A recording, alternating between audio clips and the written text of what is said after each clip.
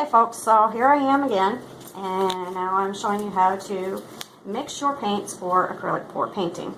So if you saw my last video, you saw that I took my measuring cup, which this one is a 1/4 cup.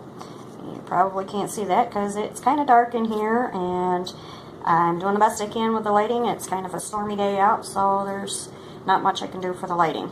So I take this, which is a 1/4 cup, and I fill it with floetrol, and I pour it in all of my cups. Then I fill each one of these, I fill a 1/4 cup with each different color I want. So I did a 1/4 cup of blue for this one. I did a 1/4 cup of green for this one, a 1/4 cup of purple for this one, a 1/4 cup of gray for that one, a 1/4 cup of red for this one.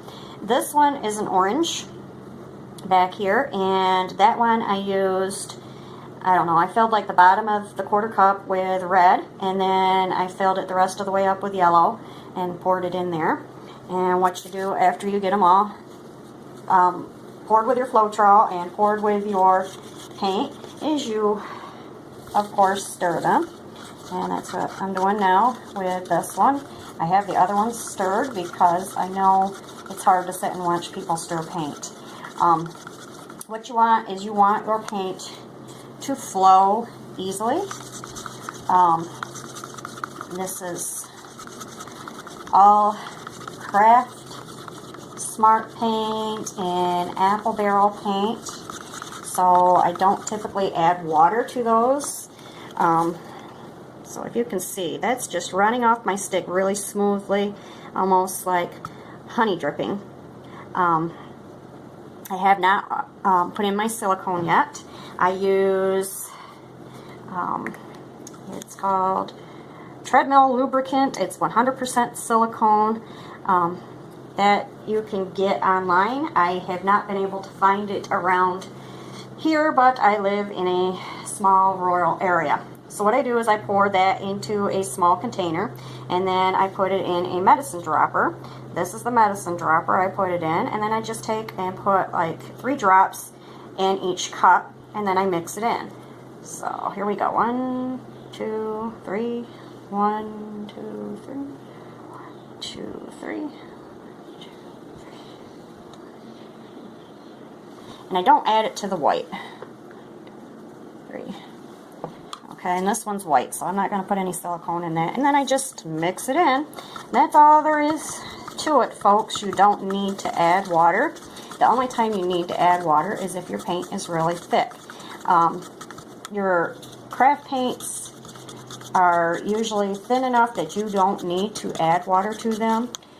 If you get the stuff in the tubes, that's usually a little thicker, and then you're only going to want to add a few drops of water at a time to get it to the right consistency.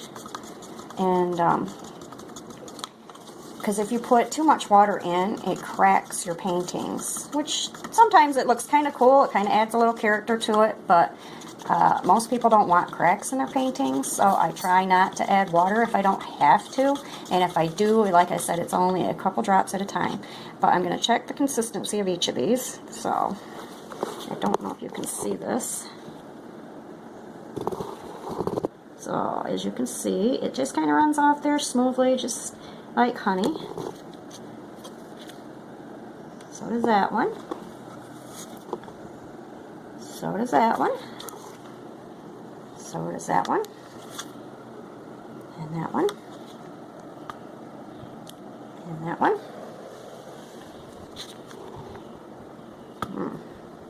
And that one.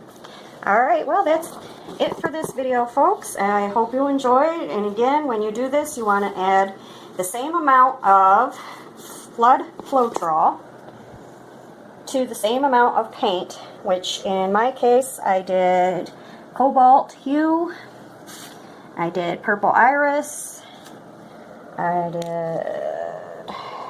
apple tart, bright yellow, real red, and my white was just a plain Craft Smart white. I hope you enjoyed this video, and please subscribe to my channel. Thank you.